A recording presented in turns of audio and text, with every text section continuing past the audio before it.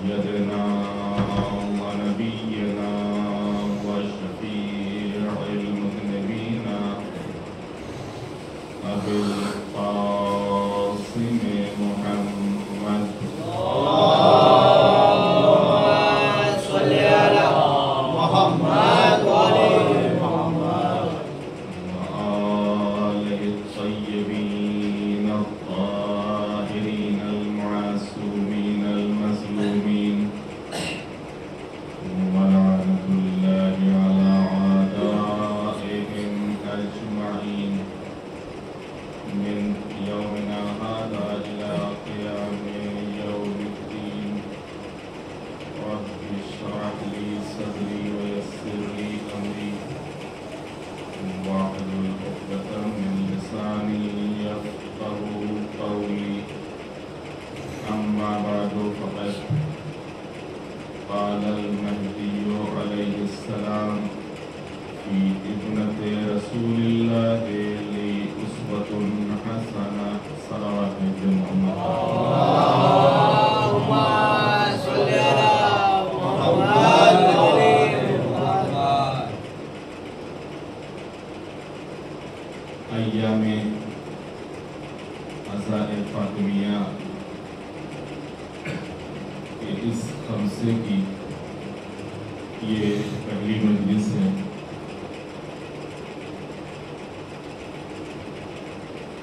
ایام عزائے فاطمیہ یعنی جناب فاطمہ الزہرا سلام اللہ علیہا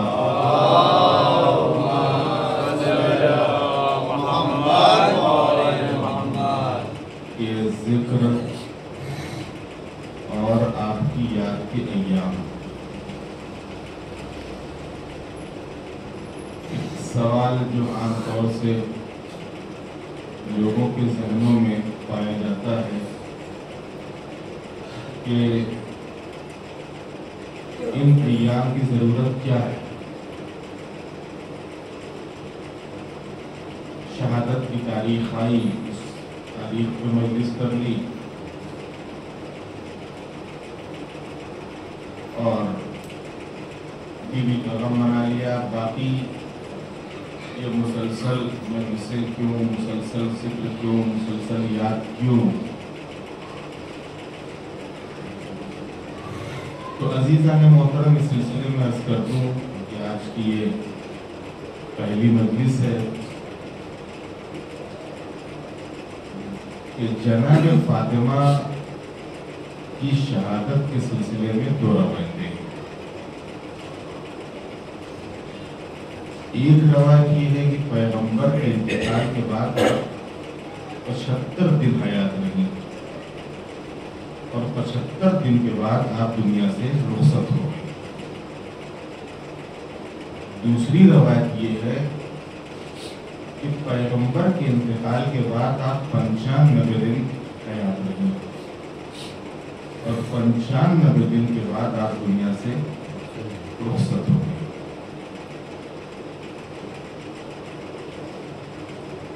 اگرچہ ہمارے یہاں خود ہندوستان کے الگ الگ اسٹیٹ میں، الگ الگ علاقوں میں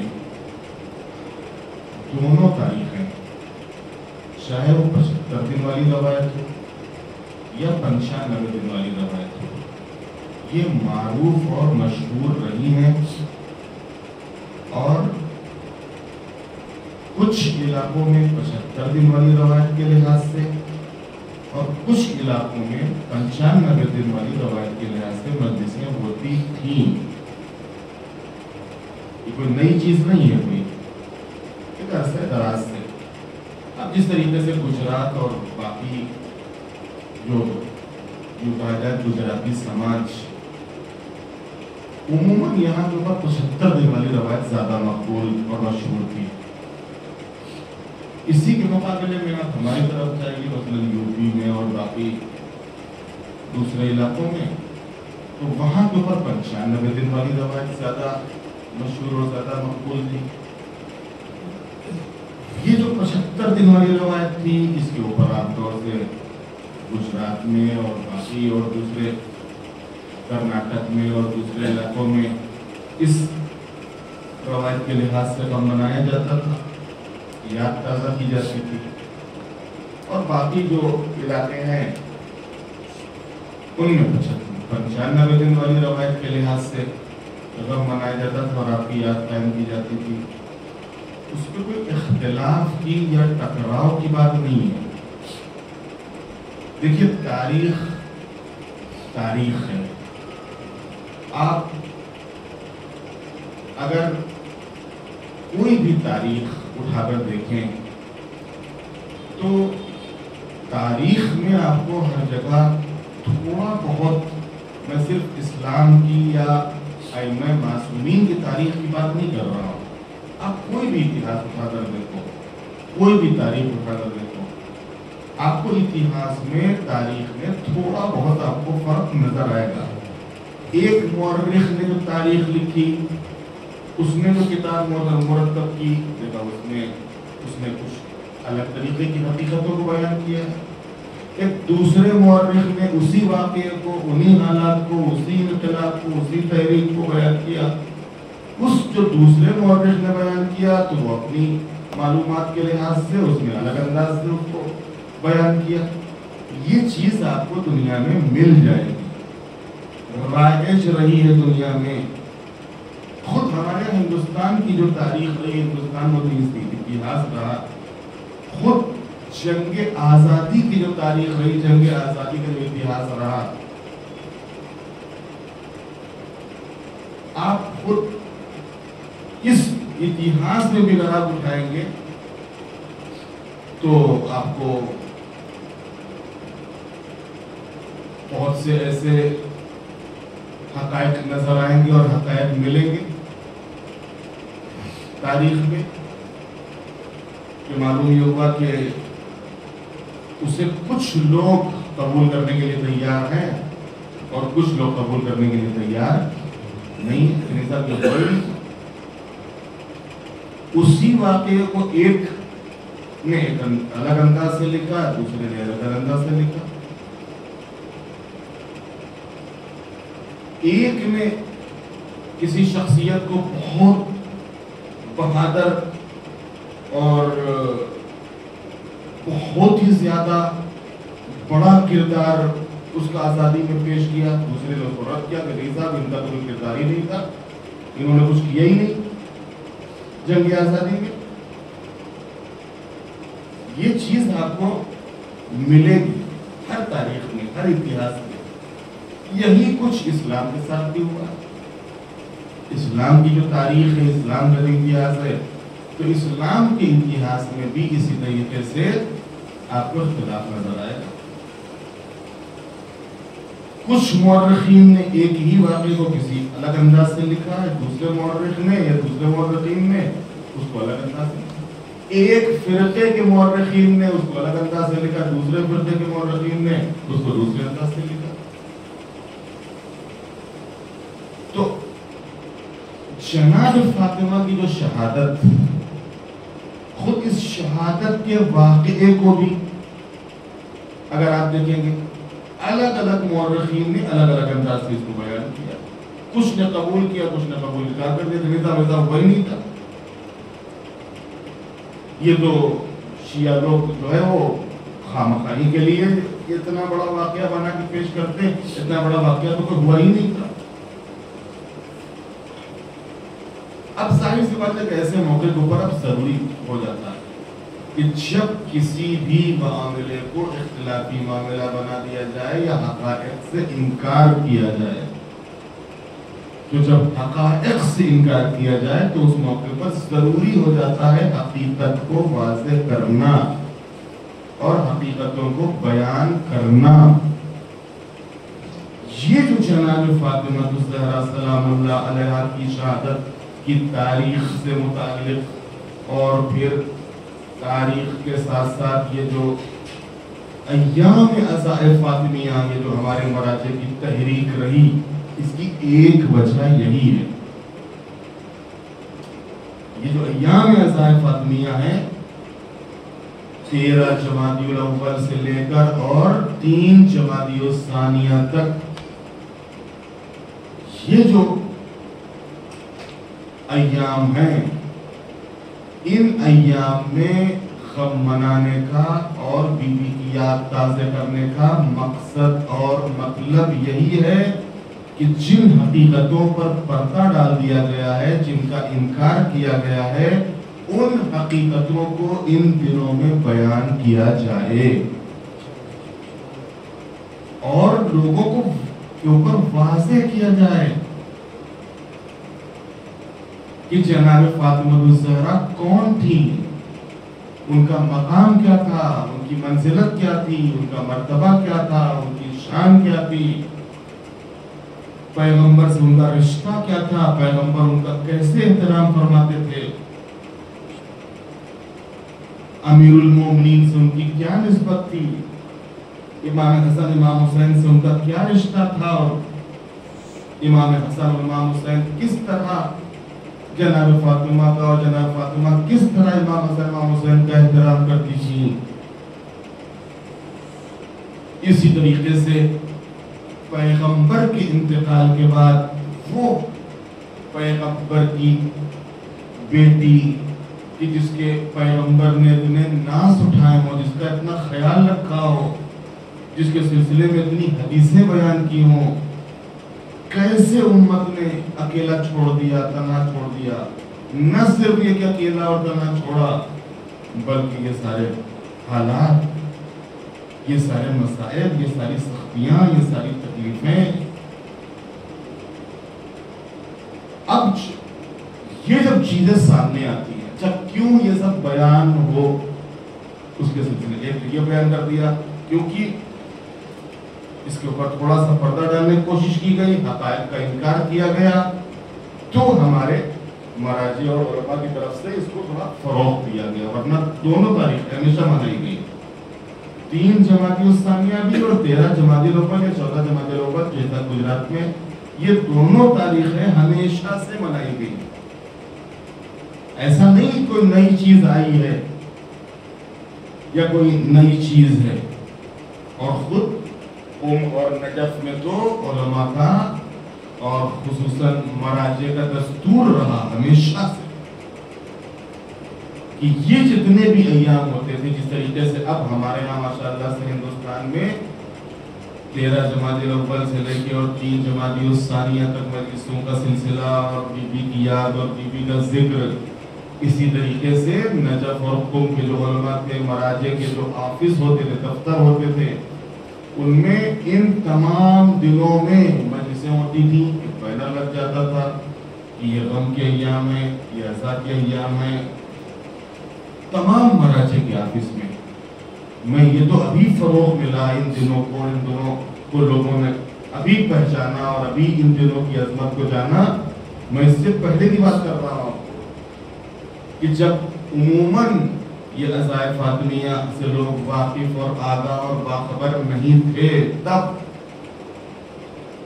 چاہے وہ نجف ہو اور چاہے قوم ہو، دونوں تاریخوں کا احترام ہوتا تھا، دونوں تاریخوں کے اوپر مجلسیں ہوتی، دونوں تاریخوں کے اوپر یاد قائم کی جاتی تھی، اور ساتھ ہی ساتھ 13 جمادی الاول سے لے کے اور 3 جمادی الثانیہ تک روزانہ ان تمام مراجع کے یہاں مجلسیں ہوتی، 20-22 دن تک کنٹینیو یہ مجلسوں کا ایک سلسلہ رہتا تھا۔ اب جب حقائق کا انکار ہوا اور تاریخ کو توڑ مروڑ پر پیش کیا گیا، تو پھر اب ضروری ہو گیا اس کو واضح کرنا، ان حقیقتوں کو لوگوں تک پہنچانا۔ لہٰذا ہمارے مراجع نے، ہمارے علماء نے، ہمارے فقہاء نے خاص کر کے آیت اللہ العظمیٰ شیخ وحید خراسانی اور آیت اللہ العظمیٰ صافیہ گلبائگانی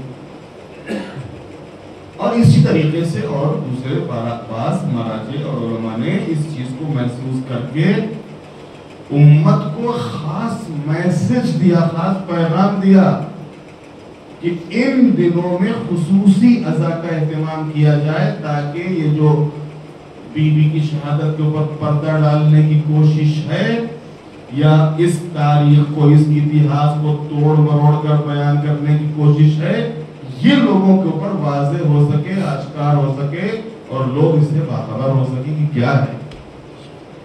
ایک چیز تو یہ ہوگی۔ دوسرے یہ کیوں ایسا کیا جائے، اس کی وجہ یہ ہے کہ ایک تو یہ کہ توڑ مروڑ کر تاریخ پیش کی گئی، حقائق کا انکار کیا گیا۔ دوسرے یہ کہ خود بیوی کا ذکر اور بیوی کی شہادت، یہ دونوں چیزیں بہت زیادہ مؤثر رہی ہیں دوسرے افراد کو مذہب حقہ، مذہب اہل بیت سے قریب کرنے میں بہت زیادہ مؤثر رہی ہیں۔ اگر آپ ان تمام افراد کی تاریخ پڑھیں کہ جنہوں نے مذہب اہل بیت اختیار کیا، آج آپ کو باقاعدہ پوری کتابیں مل جائیں گی، بہت سے ایک پورا سلسلہ ہے میں شیعہ کیوں ہوا، آپ ان کو پڑھیے کہ کیوں ہوئے شیعہ، یہی نام ہے کتاب کا، میں شیعہ کیوں ہوا، پڑھیے نا، میں شیعہ کیوں ہوں، مجھے راستہ مل گیا، پڑھیے آپ کیوں، کیسے راستہ ملا، مذہب اہل بیت یا دین حق، یہ مذہب اہل بیت اور دین حق تک کیسے پہنچے، یہ جو راستہ دکھایا اس مذہب اہل بیت یا شیعہ مذہب کو اختیار کیا، اس مذہب کے اختیار کرنے میں جو سب سے مؤثر اگر کوئی کردار رہا ہے تو وہ جناب فاطمہ الزہرا سلام اللہ علیہا کا کردار رہا ہے۔ اللہم صلی علی محمد و آل محمد۔ اور یہ چیز دیکھیے، ہم ظاہر سی بات ہے کہ کوئی اختلافی مسئلہ بھی نہیں اور ہم کو اس طریقے سے گفتگو کرنی بھی نہیں چاہیے یا کسی سے کلام میں بات کرنی بھی نہیں چاہیے کہ جس سے ہمارے مذہب کے اوپر کوئی حرف آئے یا کوئی اختلافی صورت پیدا ہو۔ مسئلہ اختلافی مسئلہ نہیں ہے، ہم ایک ایسے ملک میں زندگی گزار رہے ہیں کہ جہاں بہرحال ہمارے ساتھ دوسرے بھی مذاہب کے لوگ رہتے ہیں، دوسرے بھی فرقوں کے لوگ رہتے ہیں، اور تقریباً ہر مذہب کے افراد کے ساتھ، ہر مذہب کے افراد کا اٹھنا بیٹھنا لینا دینا بھی ہے۔ کوئی بھی مذہب ہندوستان میں، یہاں تک کہ جو اکثریت میں ہے، وہ بھی یہ نہیں کہہ سکتا کہ مجھے کسی سے لینا دینا نہیں ہے، کہہ تو دیتے ہیں لیکن اس کے اوپر عمل بڑا مشکل ہوتا ہے، نعرہ تو لگ جاتا ہے آج، لیکن اس کے اوپر عمل بڑا مشکل ہوتا ہے۔ آپ کو کہیں نہ کہیں سے لینا دینا رہے گا ہی، آپ ہو ہی نہیں سکتا ہے کہ آپ کہو کہ نہیں صاحب ہم کو ان سے نہیں کام ہو، ان سے کام نہیں، ان سے کام نہیں، ان سے کام نہیں، ممکن ہی نہیں۔ خود ہمارے یہاں ہندوستان کا رکھ رکھاؤ، یہاں کا مزاج، یہاں کا سسٹم ہی ایسا کہ اس میں ہر مذہب، ہر فرقے کے افراد، ایک دکان ہے، اس دکان کو ہر مذہب کے لوگ آئیں گے، ہر فرقے کے لوگ آئیں گے، دکان کسی بھی مذہب کی ہو، فرقے کسی فرقے کی ہو، بس ضرورت کا سامان ہے تو ہم لینے جائیں گے۔ اب ضرورت کا سامان اگر اسی دکان پہ مل رہا ہے تو اسی دکان پہ جائیں گے، وہ کسی کی بھی ہو، کسی بھی مذہب کی ہو، کسی بھی فرقے کی ہو، ہم کو ضرورت ہے اور یہ ہماری ضرورت کا سامان فلاں دکان کے اوپر مل رہا ہے، وہاں جائیں۔ ایک سامان ہے، ہم کو اچھا سامان ہم کو چاہیے، اچھا سامان ہے فلاں جگہ ملے گا۔ اب ہم یہ تھوڑے دیکھتے ہیں کون سا ہے، کس فرقے کے ہیں، کس مذہب کے، اچھا سامان اگر مل رہا ہے، کوالٹی اچھی ہے، ریٹ صحیح ہے، ہم اس دکان پہ جائیں گے، وہاں کے پر جا کے لے لیں گے۔ یہ پورے ہندوستان میں آپ کو یہ چیز ملے گی۔ تو کہنے کا مقصد یہ ہے کہ ہم ایک ایسے ملک میں زندگی گزار رہے ہیں کہ جہاں سب کا ایک دوسرے سے ربط ہے، ایک دوسرے سے لنک ہے، ایک دوسرے سے سمبند ہیں، اور کوئی اس संबंध को तोड़ नहीं सकता है, खत्म नहीं कर सकता. वक्ती तौर पर खुदा न खास्ता कुछ ऐसे हालात पैदा हो जाए, कुछ दिनों के लिए, कुछ महीनों के लिए ऐसा हो जाए, लेकिन वो कहीं ना कहीं से तो फिर ये खत्म ही नहीं हो सकता संबंध. ये राबिता तो रहना ही है. लिहाजा ये जो राबिते हैं, ये जो हमारे संबंध हैं, अब जाहिर सी बात कभी कभी गुफ्तगू भी होती है, कभी कभी मजहबी गुफ्तगू भी शुरू हो जाती है कि भाई आपकी मान्यता क्या है, आपका अकीदा क्या है, आपका मानना क्या है. एक गैर मजहब का अफराद का शख्स अपने मजहब से मुतालिक सवाल करता है, हम दूसरे गैर मजहब वाले से हम उससे मुतालिक सवाल करते हैं. एक दूसरे दीन का अफराद मेरे दीन से मुतालिक पूछता है, हम उससे उसके दीन के मुताबिक सवाल करते हैं, पूछते हैं अरे भाई तुम्हारे यहाँ ये चीज़ क्या है, जरा सा इसके बारे में जरा बताइएगा.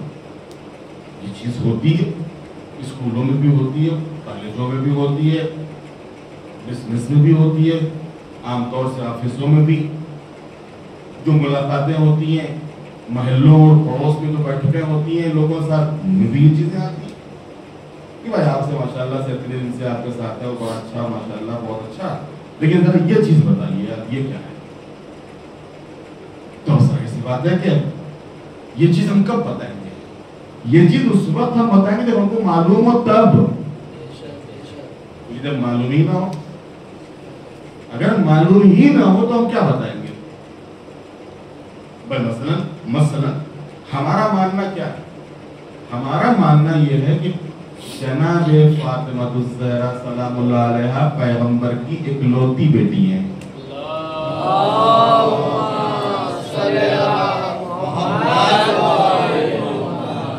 इकलौती बेटी है. बाकी दूसरे मुसलमानों का ये मानना कि साहब एक नहीं 4 बेटियां. तो हमारे पास क्या दलील है कि हम रद्द कर सके कि नहीं साहब वो बेटियां नहीं थी. हम कब रद्द करेंगे और कब हम जनाब फातिमा को एक बेटी के उन्वान से पहचानवाएंगे, जब हमारे पास इस सिलसिले में कोई दलील या कोई सबूत हो तब.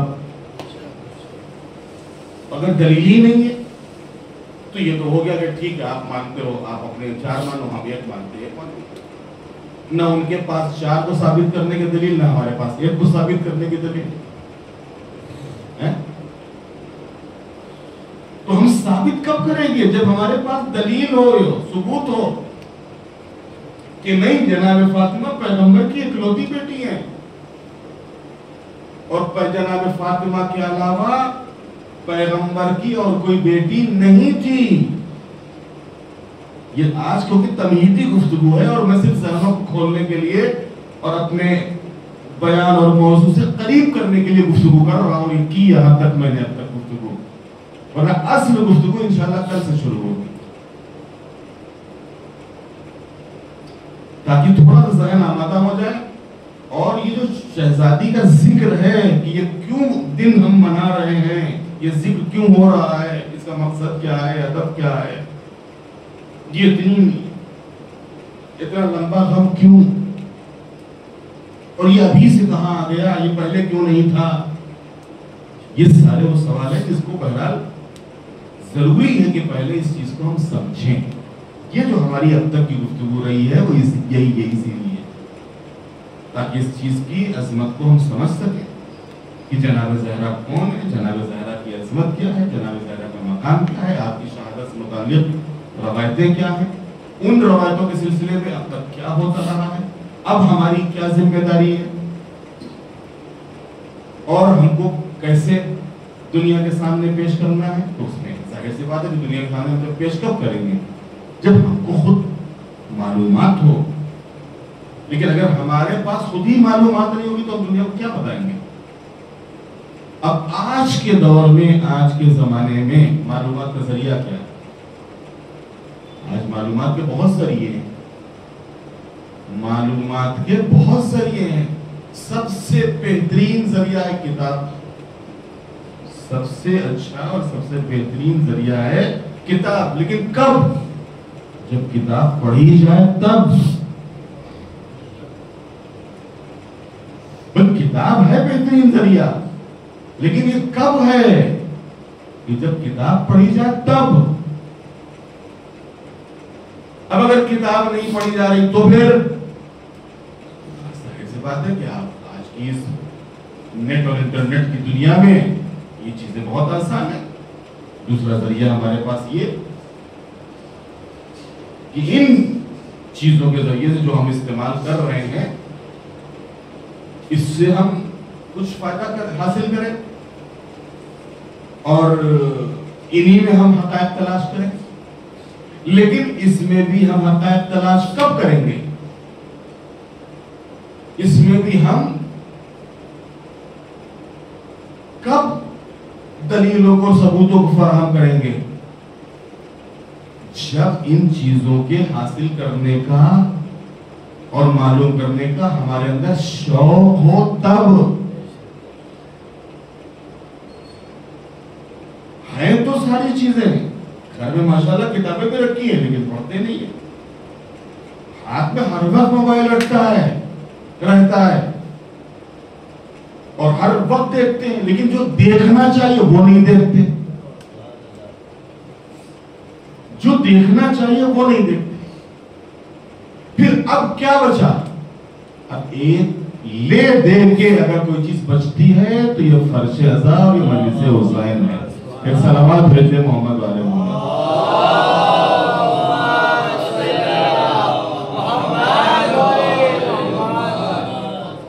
اب لے دے کے اگر کچھ بچتا ہے تو یہی فرش ازا اور مجلس حسین ہے۔ اس کے ذریعے سے کم سے کم لوگ مجلس میں آئے ہیں، اسی مجلس کے بہانے سے کچھ حقائق لوگوں تک پہنچ جائے، کچھ چیزیں لوگوں تک پہنچ جائیں، کچھ دلیلیں لوگوں تک پہنچ جائیں، کچھ ثبوت لوگوں تک پہنچ جائے، کچھ ان کی معلومات میں اضافہ ہو جائے، ان کی معرفت میں اضافہ ہو جائے۔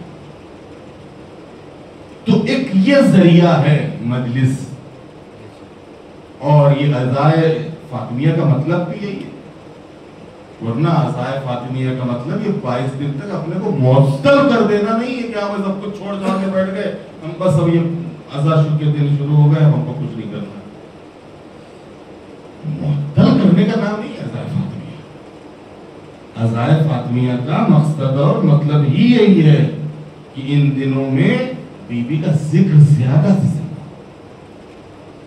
اور ان حقیقتوں سے ہم آگاہ اور باخبر ہوں کہ جن حقیقتوں کے اوپر پردہ ڈال دیا گیا ہے، یا پھر اس تاریخ کو، اس اتہاس کو، ان حقیقتوں کو توڑ مروڑ کر پیش کیا گیا ہے، اس سے ہم آگاہ ہوں، اس سے ہم باخبر ہوں۔ اسی غرض سے ان عزائے فاطمیہ کے دنوں کو روشناس کروایا گیا ہے، پہچنوایا گیا ہے، لوگوں کو بتایا گیا ہے، اور الحمدللہ ابھی تو ماشاءاللہ سے کافی ان دنوں کو فروغ مل چکا، اور تقریباً اس وقت پوری دنیا میں یہ جو عزائے فاطمیہ کے دن ہیں، عزائے فاطمیہ کے ایام ہیں، ان میں اپنے اپنے لحاظ سے الگ الگ علاقوں میں، الگ الگ شہروں میں، الگ الگ بستیوں میں بی بی کی یاد میں مجلسیں ہو رہی ہیں، پروگرام ہو رہے ہیں، شب بیداریاں ہو رہی ہیں، اور اس کے فائدے اور اثرات بھی سامنے ہیں۔ میں نے آپ کی خدمت میں جو چیز عرض کی کہ دوسرے فرقے اور دوسرے مذاہب کو اپنے مذہب سے قریب کرنے میں جو چیز سب سے زیادہ مؤثر ثابت ہوئی ہے وہ جناب فاطمہ کا ذکر ہے، جناب فاطمہ کا تذکرہ۔ آپ کہیں گے وہ کیسے؟ اس کو عرض کر دوں اور بس آج زیادہ آپ کو زحمت نہیں دینا ہے، اسی کو بات تمام کرتے ہیں کہ کیسے بی بی کا تذکرہ جو ہے زیادہ مؤثر ثابت ہوتا ہے۔ کیوں رسول اللہ کا ذکر نہیں ہے؟ کیا مولا علی کا ذکر نہیں ہے؟ کیا امام حسن امام حسین کا ذکر نہیں ہے؟ کیا باقی تمام ائمہ کا ذکر نہیں؟ کیا کربلا 2 مہینے 8 دن بیان ہوتی ہے، کیا وہ اتنا اثر انداز نہیں ہے؟ کیا یہ ایک چیز کا ہونا دوسری چیز کے انکار کا مطلب نہیں کہ ہم اس کو اگر ہم کہہ رہے ہیں کہ ہاں تو باقی تمام چیزوں کا انکار کر دیں، نہیں، وہ سب اپنی جگہ کے اوپر ہے۔ پیغمبر ختم مرتبت کا جو کردار ہے، جو اخلاق ہے، وہ اپنے مقام کے اوپر ہے، مولانا علی کی زندگی اپنی جگہ کے اوپر ہے، امام حسین کا کردار اپنی جگہ کے اوپر، کربلا کی یاد یقیناً 2 مہینے 8 دن اس کا کوئی مقابلہ ہی نہیں ہے، اس کربلا کے واقعے کا بھی کوئی مقابلہ نہیں، کسی کے اوپر کہ ہم مقابلہ کرنے کے بیٹھ جائیں کہ ایام عزائے فاطمیہ پڑھیں یا کربلا کے دن پڑھیں. وہ اپنی جگہ کے اوپر ہے، اپنی جگہ کے اوپر ہے، اس کی اہمیت اپنی جگہ کے اوپر ہے، اس کی اہمیت اپنی جگہ پر ہے. وہ اپنے لحاظ سے، یہ اپنے لحاظ سے، وہ اپنے لحاظ سے اپنا اثر دکھاتے ہیں، یہ اپنے لحاظ سے اپنا اثر دکھاتے ہیں. کوئی مقابلے کی اور ٹکراؤ کی ضرورت نہیں ہے کہ ہاں یہ کہ یہ. ہر چیز اپنی جگہ کے اوپر اور ہونا بھی چاہیے، ہر چیز اپنی جگہ کے اوپر. لیکن یہ جو عزائے فاطمیہ ہیں، یہ اس لحاظ سے کہ اگر آپ پیغمبر کا تذکرہ کرتے ہیں، پیغمبر کو سارے مسلمان مانتے ہیں، پیغمبر کو سارے مسلمان قبول کرتے ہیں، اس کو خاص بات تھوڑے کوئی. ہاں جب آپ حدیثوں کا تذکرہ کریں گے تو عنوان آپ کو بدلنا پڑے گا الگ. بلکہ یہ حدیثیں پیغمبر نے جناب زہرا کے لیے فرمائی، یہ زہرے مولا علی کے لیے فرمائی، یہ حدیثیں امام حسن امام حسین کے لیے فرمائی، یہ حدیثیں ائمہ اہل بیت کے لیے فرمائی. اب ان حدیثوں میں بھی ضروری ہو جاتا ہے کہ جو حدیثیں آپ بیان کر رہے ہیں آیا مقابل اس کو مانتا ہے کہ نہیں مانتا ہے. کہ ایسا تو نہیں کہ یہ کہہ کے رد کر دیتا کہ یہ آپ کی کتابوں میں ہم سے کیا لینا دینا. تو اب یہاں پر پھر ایک چیز اور ضروری ہو جاتی ہے کہ اب ہم جو چیزیں بیان کر رہے ہیں، جو حدیثیں، روایتیں، تاریخ، وہ ایسی روایتیں، ایسی حدیثیں، ایسی تاریخ ہوں کہ جو صرف ہماری کتاب میں نہ ہو، مقابل کے یہاں بھی ہو. تبھی آپ بات ثابت کر پاؤ گے، ورنہ پھر اپنی بات ثابت نہیں کر پاؤ گے. کہ جو صرف ہمارے ہی آنا ہو بلکہ مقابل کے بھی ہو، سامنے والے کے بھی ہو، تاکہ اس کو بھی قبول کر سکے. نہیں بھائی، واقعہ آپ نے جو بتایا تو بالکل صحیح کہا تھا، میں نے معلوم کیا پوچھا، میں نے دیکھا کتاب میں ہے ہمارے یہاں بھی، وہ فوراً چونک جاتا ہے. لیکن اگر ایک ایسی روایت آپ نے ایک ایسا واقعہ بیان کر دیا جو باقی جو ہمارے شیوعی سے مخصوص ہے، تو کہتا آپ ٹھیک ہے مانتے ہو، ہم نہیں مانتے اس کو. آپ اس کو اس بات پہ منوا بھی نہیں سکتے ہو، آپ پاس کوئی دلیل ہے ہی نہیں، کیسے منواؤ گے آپ نہیں منوا سکتے. لیکن اگر ایک ایسی چیز، ایک ایسی روایت، ایک ایسی حدیث، ایک ایسا واقعہ تمام مسلمانوں کی کتابوں میں موجود ہے، آپ آسانی سے اس کو متوجہ کر سکتے ہیں. تو پیغمبر کا کردار، بہرحال امیر المومنین کا کردار، امام حسین کا کردار، یہاں تک کہ مسئلہ یہ ہے کہ تمام مسلمانوں نے ایک انداز سے اس کو تسلیم کیا ہے، قبول کیا ہے، مانا ہے. اب پیغمبر کے انتقال کے بعد یہ جو حالات اور واقعات ہیں، اور پیغمبر کے انتقال کے بعد کے حالات اور واقعات میں سب سے پہلا جو واقعہ ہوا ہے وہ خلافت اور فدق. سب سے پہلا جو واقعہ ہے وہ کون سا واقعہ ہے؟ فدق اور خلافت. یہ جو سارے حالات پیدا ہوئے تھے پیغمبر کے انتقال کے بعد، کس بنیاد پہ تھے؟ اسی خلافت اور فدق کی بنیاد پہ تو تھے. اگر فدق کا مسئلہ نہ ہوتا، خلافت کا مسئلہ نہ ہوتا تو دروازہ جلایا جا رہا تھا نہ جلایا. اس کو پڑھی تھی، کیوں آتے؟ بھائی فدق اور خلافت کا اگر مسئلہ نہ ہوتا دروازے پہ کیوں آتے؟ جب دروازے پہ آتے ہی نہ دروازہ جلاتے نا. یہ دروازے پہ کیوں آئے؟ یہی مسئلہ لے کے تو آئے تھے کہ یہ ہمارا ہے اور علی کو ہمارے ہاتھ کے اوپر بیعت کرنی ہوگی، علی کو ہم لے جائیں گے، اگر نہیں کرے زبردستی بیعت کروائیں گے. یہی تو مسئلہ تھا. یہ دروازے پہ آنے کا مقصد کیا؟ یہی مقصد تو تھا. اب یہ جو پیغمبر کے انتقال کے بعد کے حالات ہیں، فدق اور خلافت، یہ دو مسئلے بہت امپورٹنٹ ہیں، بہت اہم ہیں، اور ان دونوں کو سمجھنے کی ضرورت ہے.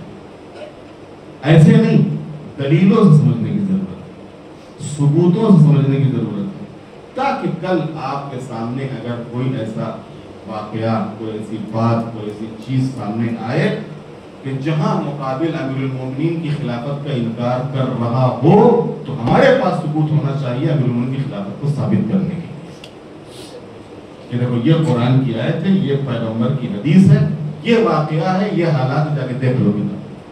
اور ایسی چیزیں کہ جو اس کو آسانی سے مل جائیں کہ ہاں بات تمہاری صحیح، بالکل ہم نے بھی دیکھا ہے. فدق کو بیان کرنے کی ضرورت ہے، بہت سمجھنے کی ضرورت ہے، سمجھانے کی ضرورت ہے. فدق تھا کیا؟ مسلمانوں کا طبقہ انکار کر دیتا ہے کہ وہ تھا ہی نہیں. اگر تھا بھی تو ان کا نہیں تھا، وہ پیغمبر کا تھا، اور پیغمبر کا کوئی وارث ہوتا نہیں ہے. کیا دلیل ہمارے پاس کہ پیغمبر کا کوئی وارث نہیں ہوتا؟ کیسے ہم ثابت کریں گے، کیسے ہم بتائیں گے؟ اس کے لیے یہ دونوں چیزیں اگر ہم سمجھ لے جائیں تو سمجھیے کہ ہم کوئی بھی ایسا دوسرے مذہب اور فرقے کا انسان جو ہمارے پاس آ کے کچھ سمجھنا چاہتا ہے تو آسانی سے اس کو ہم سمجھا سکتے ہیں. کیونکہ بات یہی دونوں جگہوں پہ آ کے اٹکتی ہے. بات جو اٹکتی ہو یہیں پہ آ کے اٹکتی ہے. ایک خلافت کا مسئلہ اور ایک فدق کا مسئلہ، یہ یہیں پہ آگے بات کرتی ہے. یہ چیز اگر آپ سمجھا لے گئے اور مقابل کے ذہن میں یہ چیز بیٹھ گئی، اتر گئی، سمجھ گیا، تو بس یہ پہلا زینہ ہے حق کی طرف آنے کا. پہلا زینہ ہے حق کی طرف آنے کا. ان کو فوراً متوجہ ہو جائے گا کہ نہیں، ہم کو کچھ تلاش کرنا چاہیے. اور یہی ہوا ہے. میں نے جو یہ ساری گفتگو کی وہ اسی بنیاد کے اوپر کہ جتنی بھی لوگوں نے مذہب ہفتہ اور مذہب اہل بیت اختیار کیا ہے، اگر آپ ان کی تاریخ اٹھا کر دیکھیں گے، ان کی جو انہوں نے کتابیں جو لکھی ہیں اپنے مذہب ہفتہ یا مذہب شیعہ قبول کرنے کی وجہ کے سلسلے میں، ان کتابوں میں بھی آپ کو جو مین چیز نظر آئے گی وہ یہی چیز ہے: پیغمبر کی وراثت، پیغمبر کی جانشینی اور خلافت. یہ چیز بہت زیادہ مؤثر رہی ہے. تو جناب فاطمہ اس فدق کے سلسلے میں جو حالات پیش آئے اس کا انکار کیا جاتا کہ وہی نہیں، دروازے پہ لوگ آئے ہی نہیں تھے، دروازہ گرا ہی نہیں تھا، دروازہ جلا ہی نہیں تھا، محسن شہید ہی نہیں ہوئے تھے، اس کا انکار کیا جاتا. تو خود جناب فاطمہ کے ذکر کے ساتھ ساتھ ہمارے پاس کچھ ایسی روایتیں، حدیثیں، ثبوت ہوں کہ جس کی بنیاد کے اوپر مقابل قانع ہو سکے، قائل ہو سکے کہ نہیں برابر ہے، جو آپ کہہ رہے ہو صحیح کہہ رہے ہیں. تو یہ جو ایام ہیں یہ اسی سمجھانے کے ایام، اسی کو بتانے کے ایام، اسی کو سمجھنے کے ایام، اسی کو جاننے کے ایام. یہ جو میں نے حدیث یہاں پر آپ کی خدمت میں سرنامہ کلام کے طور پر پیش کی ہے، یہ حدیث مولا امام زمانہ کی ہے. صلوات بھیج دیا مولا والے.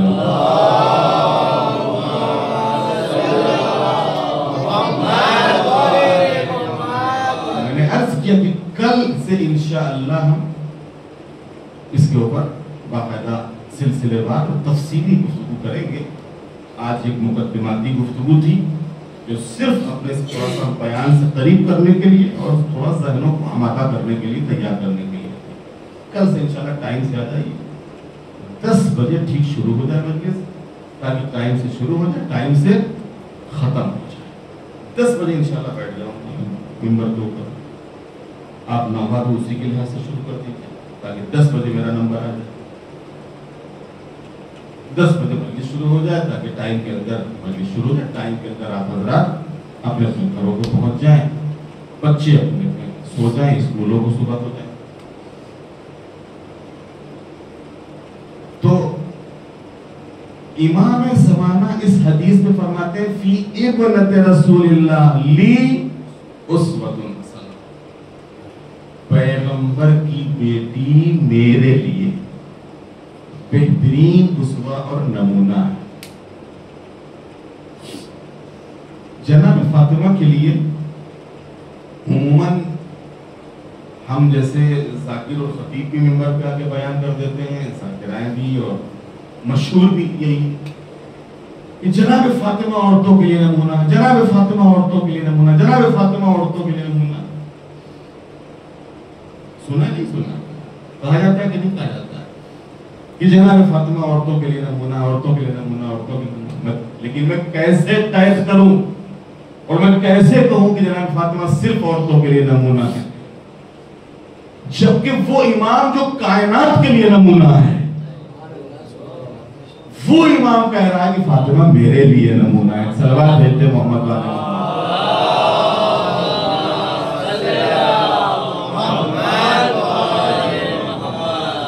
جو امام کائنات کے لیے مثال ہے، کائنات کے لیے نمونہ ہے، وہ امام کہہ رہا ہے کہ فاطمہ میرے لیے نمونہ ہے، فاطمہ میرے لیے مثال ہے.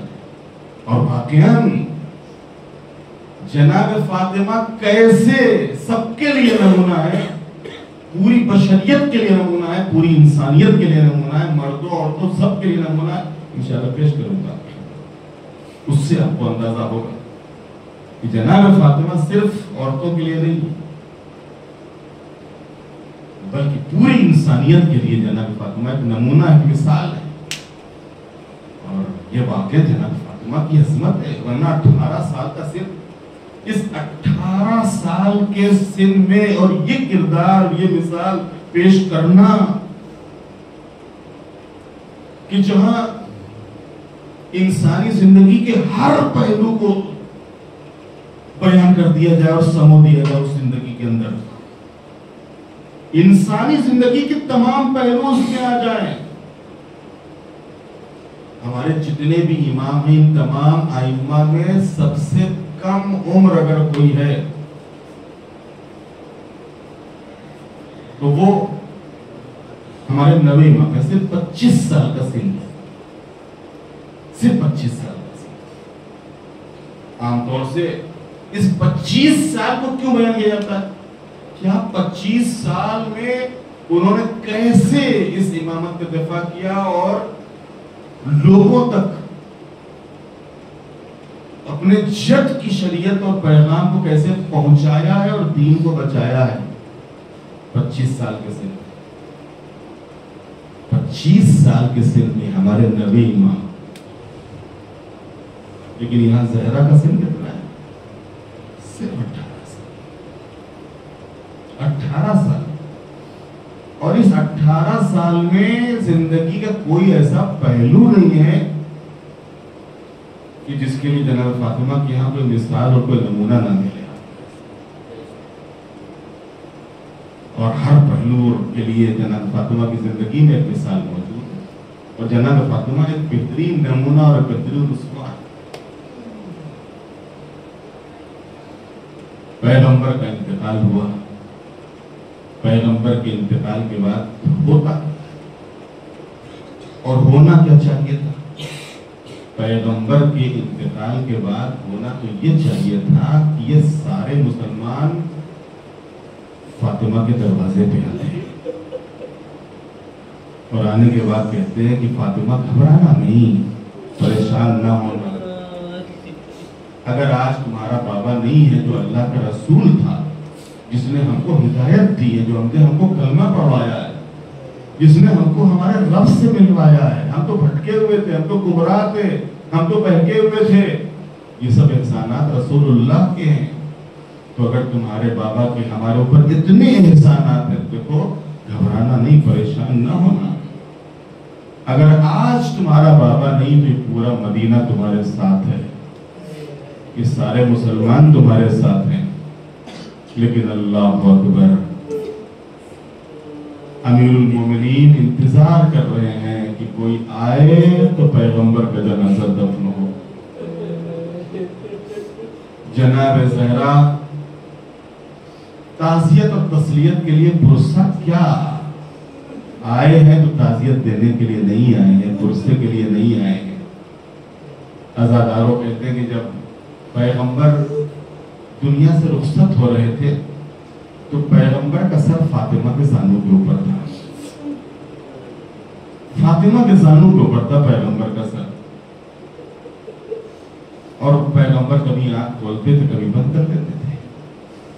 اسی درمیان دروازے پہ کسی نے تھپڑ بات کیا. جناب فاطمہ نے فرمایا فضہ جا کر کہہ دو کہ یہ وقت ملاقات نہیں ہے, میرا بابا آرام کر رہا ہے. آنے والا چلا گیا. تھوڑی دیر میں گزری تھی کہ پھر دروازے کے اوپر کسی نے تھپڑ بات کیا. پھر فضہ آئی, میں نے عرض کیا کہ وقت ملاقات نہیں ہے, اللہ کا رسول آرام کر رہا ہے. آنے والا پھر چلا گیا. کہتے اب تیسری بار آیا ہے تو آواز اتنی مہیب تھی کہ فاطمہ کی آنکھوں میں آنسو آ گئے. فاطمہ کی آنکھوں میں آنسو آ گئے. یہ آنسو رخسار پیغمبر پر گرے. جیسے ہی یہ آنسو رخسار پیغمبر پر گرے, پیغمبر نے آنکھ کھولی, بیٹی میری حیات میں یہ آنسو کیسے, یہ گریا کیسا؟ کہا بابا دروازے کے اوپر کوئی شخص ہے کہ جو بار بار منع کر رہی ہو لیکن وہ جانے کے لیے تیار نہیں, بار بار پھرا جاتا ہے, بار بار پھرا جاتا ہے. بس ایک مرتبہ پیغمبر فرماتے ہیں بیٹی یہ تیرے دروازے کا شرف ہے, بیٹی یہ تیرے گھر کا شرف ہے, تیرے دروازے کا شرف ہے, ورنہ آنے والا کسی دروازے پہ اجازت نہیں لیتا. بیٹی یہ کوئی اور نہیں, یہ ملک الموت ہے, اجازت دے دو. عزاداروں بس کہتے ہیں کہ جناب فاطمہ نے مرتبہ سر کو جھکا لیا, آنکھوں کو بند کر لیا. عزاداروں فاطمہ کا سر جھکانا اور آنکھوں کو بند کرنا تھا کہ پیغمبر دنیا سے رخصت ہو گئے. پیغمبر کیا دنیا سے گئے کہ جیسے مصائب کے پہاڑ ٹوٹ گئے جناب فاطمہ کے اوپر. مصائب کے پہاڑ ٹوٹ گئے اہل بیت عصمت و طہارت کے اوپر. عزاداروں کبھی آپ نے سوچا ہے کہ زہرا آخر کیوں یہ مرثیہ پڑھتی تھی سبحت علیہ مصائب اللہ. بابا آپ کے بعد ہمارے اوپر اتنے ظلم ہوئے ہیں کہ اگر یہ ظلم پہاڑوں کے اوپر ہوتے تو پہاڑ ٹکڑے ٹکڑے ہو جاتے. اگر یہ ظلم دنوں کے اوپر ہوتے دن رات میں بدل جاتے. کبھی سوچا آپ نے؟ عزاداروں میرا دل کہتا ہے کہ شاید زہرا نے محسوس کیا ہوگا, زہرا نے دیکھا ہوگا کہ ابھی میرا بابا دنیا سے رخصت ہوا ہے اور میرے بابا کے انتقال کے بعد انہوں نے مجھے تسلی نہیں دی, انہوں نے مجھے دلاسا نہیں دیا, انہوں نے مجھے پرسہ نہیں پیش کیا. میرے دروازے کے اوپر آنے کے بعد دو لفظ ہمدردی کے نہیں کہے, لیکن اس کے مقابلے میں انہوں نے میرے دروازے کو گرا دیا, میرے دروازے کو جلا دیا, میرے بچے کو شہید کر دیا, میرے پہلو کو شکستہ کر دیا, میرے شوہر کے گلے میں رسی کا پھندا ڈال دیا, میرے مسلم حق کو غصب کر لیا. عزاداروں جب زہرا ان تمام چیزوں کو سوچتی تھی تو زبان کے اوپر مرثیہ آتا تھا سبحت علیہ مصائب اللہ. بابا آپ کہاں چلے گئے؟ بابا آپ کے بعد یہ سارے مسائب ہیں, اگر یہ مسائب اگر دنوں پر پڑھتے تھے تو رات بدل جاتے. لیکن پھر بھی میں زہرا کی خدمت میں اتنا عرض کروں گا بی بی یقیناً آپ کے اوپر یہ سارے مسائب پڑے. بی بی آپ کا پہلو شکستہ ہوا, بی بی آپ کا دروازہ جلایا گیا, آپ کے شوہر کے گلے میں رسی کا پھندا ڈالا گیا, آپ کے پہلو کو شکستہ کیا گیا, آپ کے بچے کو شہید کیا گیا, لیکن آپ کے بعد تو اس سے بھی زیادہ مظالم آپ کی اولاد کو پڑھائے گئے ہیں. آئیے کربلا کے میدان میں دیکھیے کیا مظالم تھے کہ جو آپ کی اولاد کے اوپر کربلا کے میدان میں ہی ظالموں نے ڈھائے ہیں. عجب نہیں زہرا کی آواز آئے کہ میرا جب بابا کا انتقال ہوا اور بابا کے بعد جب انہوں نے ہمارا دروازہ جلایا ہے, میرے پہلو کو شکستہ کیا ہے, میرے بچے کو شہید کیا ہے, میرے شوہر کے گلے میں رسی کا پھندا ڈالا ہے, تو اسی وقت میں محسوس کر رہی تھی اور میں دیکھ رہی تھی کہ جب انہوں نے میرے اوپر یہ سارے ظلم کیے ہیں تو میری اولاد کے اوپر کیا ظلم کریں گے. حقیقت میں زہرا کی نگاہیں دیکھ رہی تھی کہ علی کے سر پہ ضربت چل رہی ہے. زہرا کی نگاہیں دیکھ رہی تھی کہ حسن کے جنازے پہ تیر چلائے جا رہے ہیں. زہرا کی نگاہیں دیکھ رہی تھی کہ حسین کا جنازہ تیروں کے اوپر ہے. زہرا کی نگاہیں دیکھ رہی تھی کہ میرے لال حسین کا لاشا گھوڑوں کی ٹاپوں سے پامال کیا جا رہا ہے. زہرا کی نگاہیں دیکھ رہی تھی کہ میری بیٹیاں اور بہویں اس عالم میں کربلا سے کوفہ اور کوفہ سے شام لائی جا رہی ہیں کہ ان کے سر پہ چادر نہیں ہے، ہاتھ پسے گردن بندھے ہوئے ہیں، اور جب یہ سارے مسائل صحرا کی نگاہوں میں آتے تھے تو مطلب پیغمبر کا قبر کا رخ کر کے آواز دیتی تھی صحبت علیہ، بابا آپ کے بعد اتنے مسائل پڑے کہ اگر یہ مسائل دلوں پر پڑتے تو دن رات میں بدل جاتے۔ الا لعنت اللہ علی القوم الظالمین سیعلم الذین ظلموا ای منقلب ینقلبون بحق الزہراء و ابیہا و بعالہا و بنیہا۔ بارے الہ ہمارے ذکر کو سبحانہ قبول فرما، معبود ہم سب کو حضرت زہرا اور اہل بیت مطہرات علیہ السلام کی سچی اور صحیح معرفت عطا فرما۔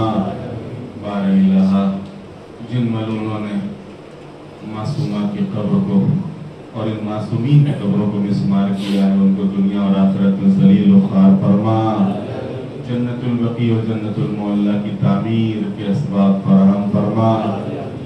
مومنین جہاں جہاں بھی آباد ہیں ان کی جان، مال، عزت، آبرو کی حفاظت فرما۔ خاص کر کے پڑوس کے ملک پارا چنار میں جو ظلم شیعوں کے اوپر ہو رہا ہے، جو اہل بیت کے محبوں اور ان کے چاہنے والوں کے اوپر ہو رہا ہے، اور جس طریقے سے آج یہ مظلوم وہاں کے بچے، عورتیں، ان کی چیخیں، ان کی آہیں، ان کی سسکیاں بلند ہیں، معبود ان پارا چنار کے مظلوم عوام کی نصرت، مدد اور حفاظت فرما۔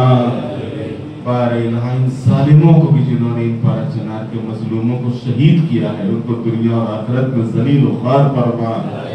بارے الہ تمام مومنین کی جانوں کی، مال کی، عزت کی، آبرو کی حفاظت فرما۔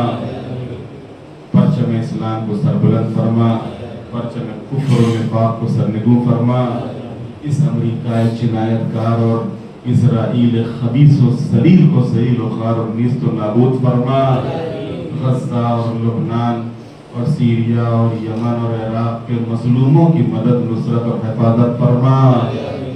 معبود حزب اللہ اور تمام وہ مجاہدین اسلام کی جو آج خط مقدم کے اوپر ان دشمنوں سے نبرد آزما ہیں، ان سب کو قوت، طاقت اور غلبہ عطا فرما۔